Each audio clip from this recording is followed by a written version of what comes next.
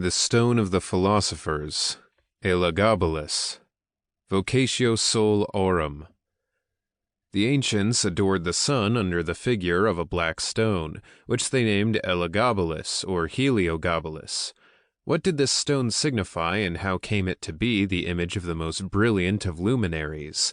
The disciples of Hermes, before promising their adepts the elixir of long life or the powder of projection, counseled them to seek for the philosophical stone. What is this stone, and why is it so called? The great initiator of the Christians invites his believers to build on the stone or rock if they do not wish their structures to be demolished. He terms himself the cornerstone and says to the most faithful of his apostles, "Thou art Peter, Petrus, and upon this rock, Petrum, I shall build my church." This stone, say the masters in alchemy, is the true salt of the philosophers, which is the third ingredient in the composition of azoth.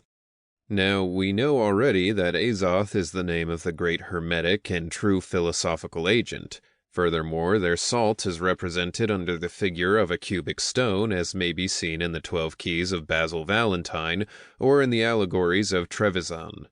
Once more, what is this stone actually? It is the foundation of absolute philosophy. It is supreme and immovable reason. Before even dreaming of the metallic work, we must be fixed forever upon the absolute principle of wisdom. We must possess that reason which is the touchstone of truth. Never will a man of prejudices become the king of nature and the master of transmutations. The philosophical stone is hence before all things necessary, but how is it to be found? Hermes informs us in his Emerald Table. We must separate the subtle from the fixed with great care and assiduous attention. Thus we must separate our certitudes from our beliefs, and distinguish sharply the respective domains of science and faith, realizing that we do not know things which we believe, and that we cease immediately to believe anything which we come actually to know.